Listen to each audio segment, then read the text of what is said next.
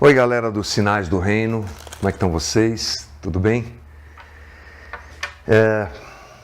Estou entrando em contato com vocês através da tecnologia porque é muito difícil a gente reunir todo mundo, né? Com a vida louca que a gente tem.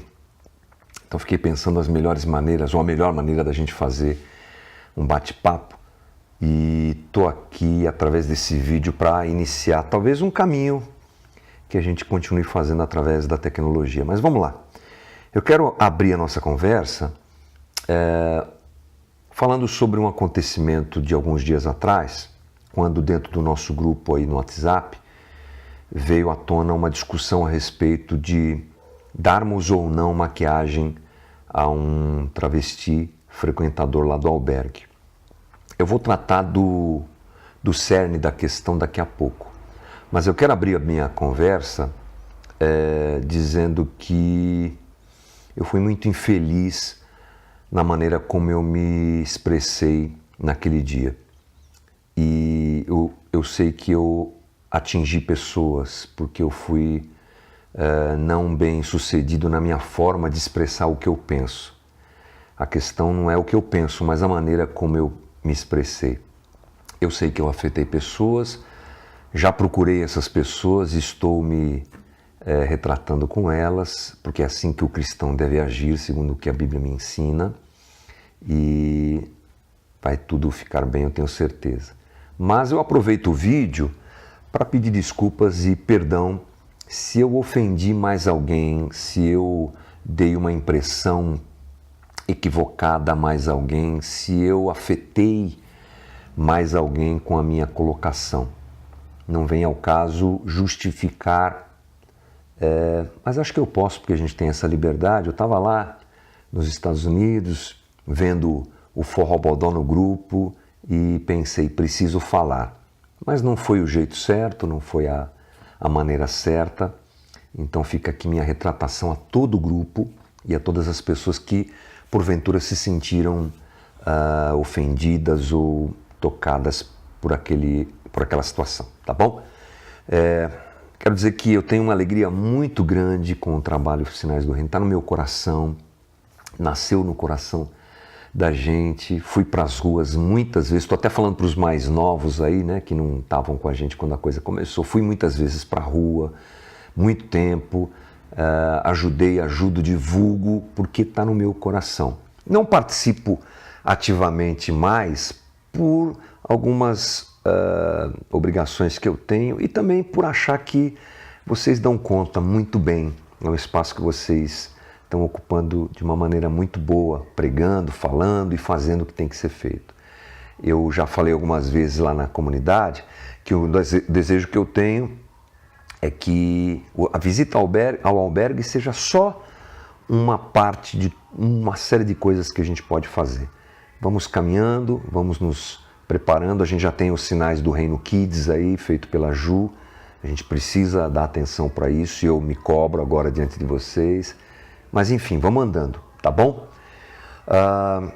Quero aproveitar essa situação para dizer que o que nós tivemos, o que nós vivemos semana passada com essa divergência de opiniões dentro do grupo, serviu para despertar o meu coração a respeito da necessidade da gente aprofundar o nosso conhecimento bíblico sobre o que a gente está fazendo.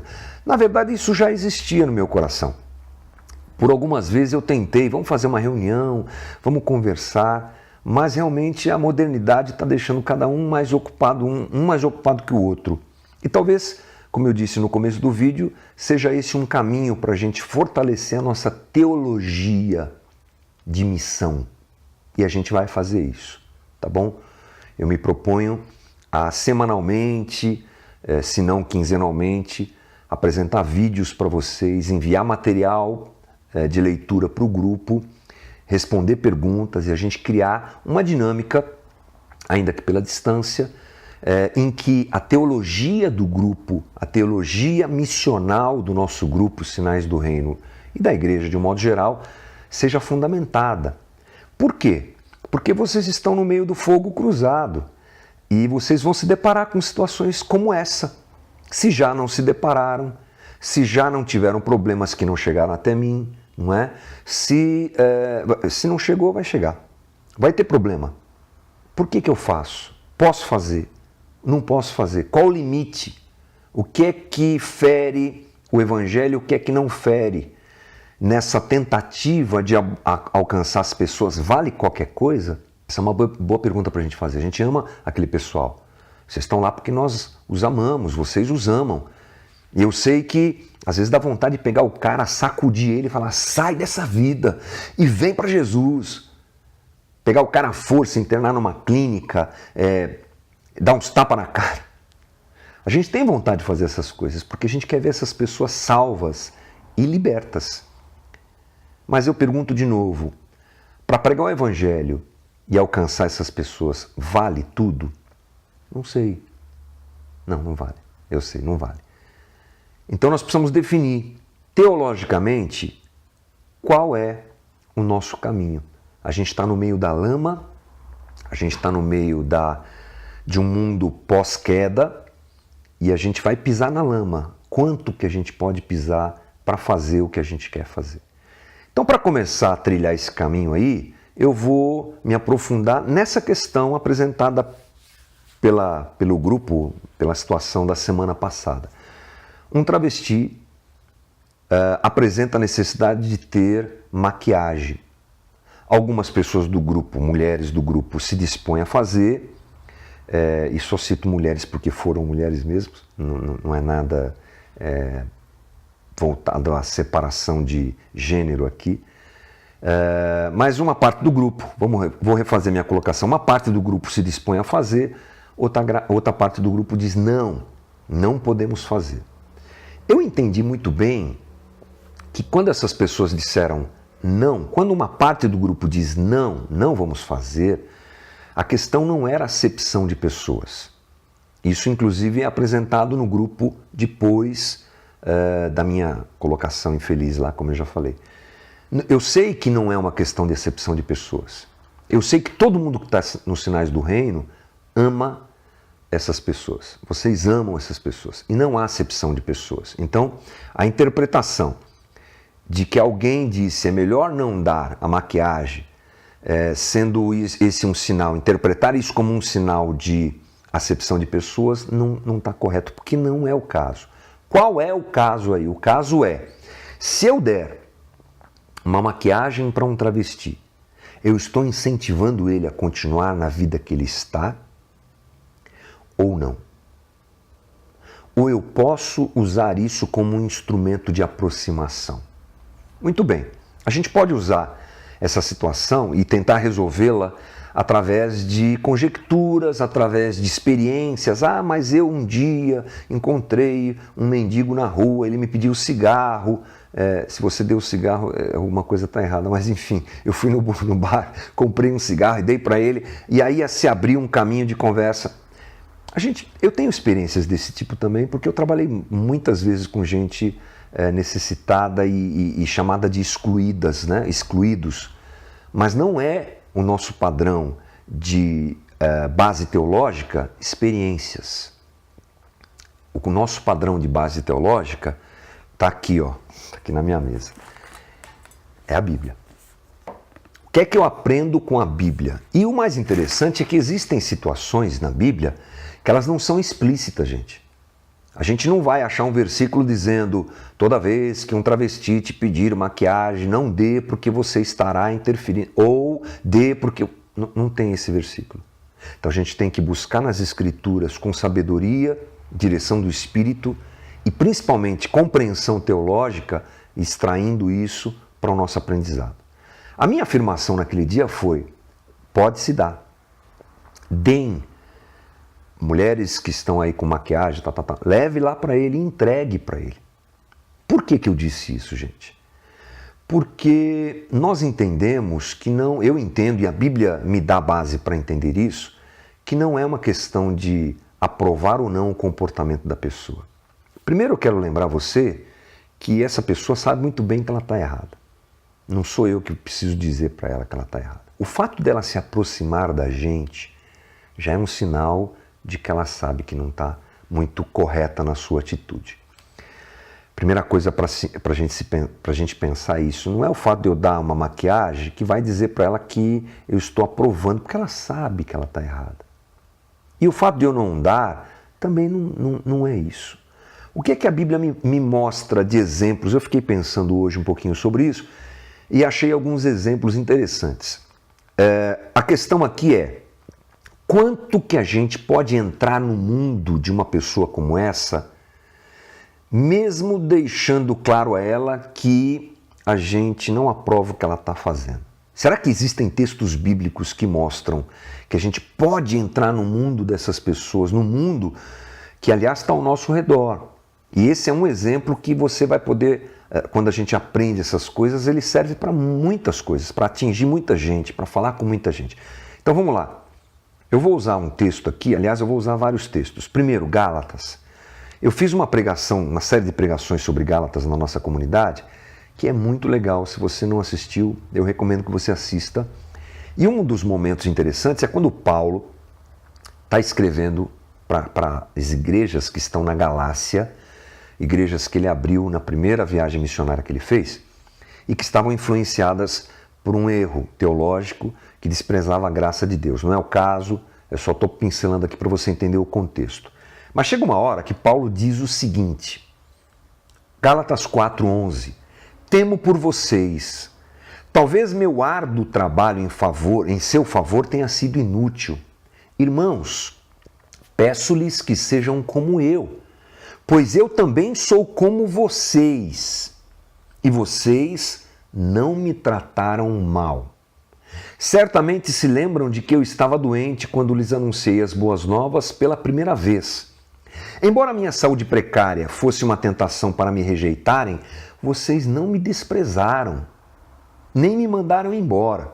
Ao contrário, acolheram-me e cuidaram de mim como se eu fosse um anjo de Deus ou mesmo o próprio Cristo Jesus.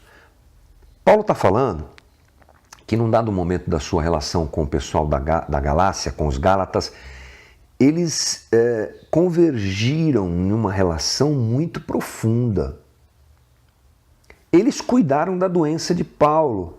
Paulo conviveu com esses caras, entrou na casa desses caras, se relacionou com esses caras. Até aí você vai falar, puxa, até aí tudo bem. Qual a grande novidade dessa história? A novidade é que Paulo era judeu e esse pessoal era bárbaro. Eles adoravam a natureza, adoravam fogo, adoravam água. Eles eram pagãos.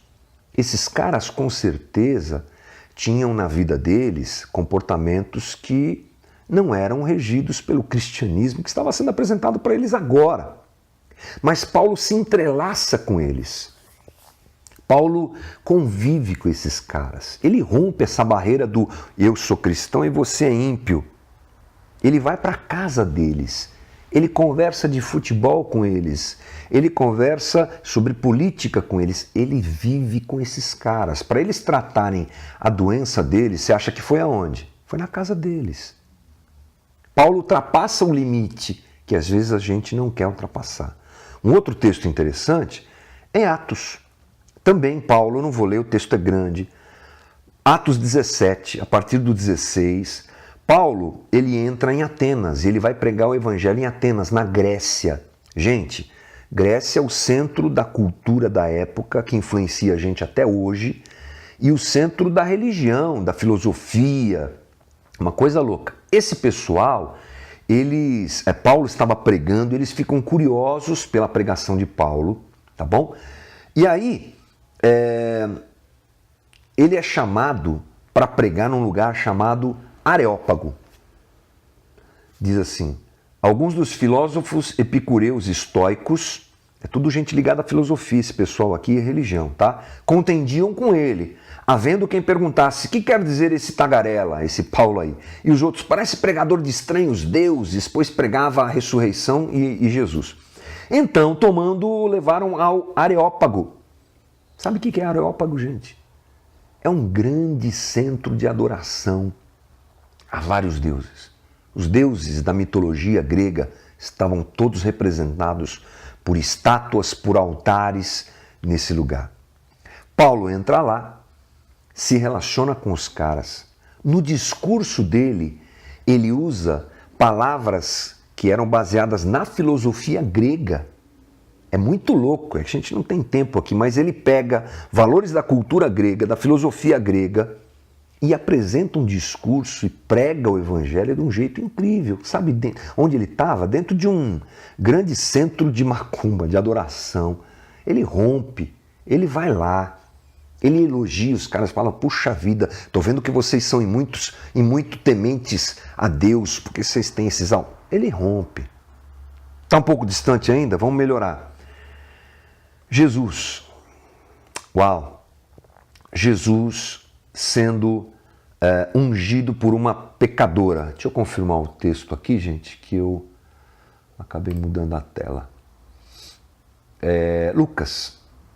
É isso aí. Lucas capítulo 7. Lucas 7, você vai encontrar o relato de Jesus entrando na casa de um fariseu. Olha só. Para jantar com ele. Jesus toma lugar à mesa. Vem uma mulher da cidade, pecadora, diz o texto. Sabendo que Jesus estava à mesa do fariseu, ela leva um vaso de alabastro. Estando por detrás aos seus pés, chorando, regava-o com suas lágrimas e o enxugava com seus próprios cabelos e beijava-lhe os pés e ungia Jesus com unguento. Gente, você não tem ideia do que é isso aqui. Essa mulher era uma prostituta. Alguns dizem que é Maria Madalena. Há divergências.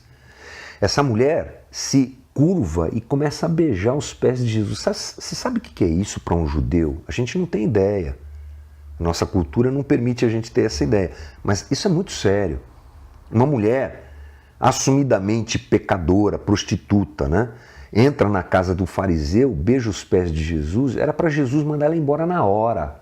Um homem judeu não tocaria em uma mulher de jeito nenhum, ele se permite. Ela unge os seus pés, ela beija os seus pés. Jesus encurtou a distância, entendeu? E Jesus não condenou ela dizendo, ô mulher, não me toque. Pelo contrário, ele usa o exemplo de prostração dela, de entrega dela, para corrigir e exortar o fariseu que devia fazer a mesma coisa e não faz, ok? E aí a gente pode pensar mais sobre isso. Mas o último texto que eu quero usar é Jesus e Zaqueu. Zaqueu era publicano, tá bom? E vamos se lembrar que esse texto, eu não anotei aqui os textos, gente, falha nossa. Está lá em Lucas também, Lucas 19, Jesus vai para a casa de Zaqueu. Você se lembra? Jesus andando, Zaqueu sobe na árvore, aquela história toda. Zaqueu era publicano, gente. Publicano era um cara mal visto como os travestis são mal vistos hoje. Entendeu? Aliás, eu acho que o exemplo anterior é melhor, né? A mulher pecadora, ela é mal vista pela sociedade como esse travesti, por exemplo, que nos procurou pedindo o que pediu. Tá certo? O exemplo de Zaqueu se encaixa mais com um grande político corrupto, que o crente, não posso ir jantar com ele, porque senão vão dizer o quê? Não posso. Jesus rompe essas barreiras, vai comer na casa de Zaqueu, se relaciona com Zaqueu, e aí vai. O que a gente precisa entender, gente, é que há uma necessidade de nós nos aproximarmos das pessoas. E muitas vezes nós vamos ter que avaliar situações como essas, ou como essa que aconteceu, e vermos o limite que a gente pode ultrapassar ou não. E esse tipo de avaliação bíblica nos dá a base para a gente entender que se a gente não ultrapassar o limite que o Evangelho mesmo nos dá de bom senso dessa relação, a gente talvez nunca alcance essas pessoas. Eu conheci um cara há muitos anos, Carlinhos, o nome dele. Ele fazia uma coisa que eu achava perigosíssima, mas incrível. Isso que eu fiquei sabendo disso foi na década de 80, gente. Ele ia para a zona de prostituição de São Paulo, ali na São João, naquela região mais velha hoje ali, ele contratava o serviço de prostitutas. Ele contratava a moça, subia com ela para o hotel, aqueles hotel caidão que tinha lá, e aí eles chegavam no quarto e ao invés de ter uma transa com aquela moça, ele pregava o evangelho para ela. Perigoso, né? Mas ele fazia isso. Ele me deu vários testemunhos interessantes dessa situação. Não acho que a gente precisa passar desse limite, né? Ou chegar a esse ponto. Mas talvez algumas moças para as quais ele pregou o evangelho nunca o ouviriam se ele não ousasse fazer o que fez. Não estou dizendo que a gente tenha que fazer, só estou citando um exemplo de que às vezes a gente precisa ultrapassar um limite, porque é assim que Jesus fazia, tá bom? Bora cuidar desse povo, bora amar esse povo. Estou aberto a perguntas, colocações que você pode fazer aí no grupo e a gente vai conversando. Semana que vem eu trago mais alguma conversa sobre o nosso trabalho nos Sinais do Reino e a gente vai teologicamente formatando a nossa caminhada. Falou, gente? Um abraço para vocês aí, valeu.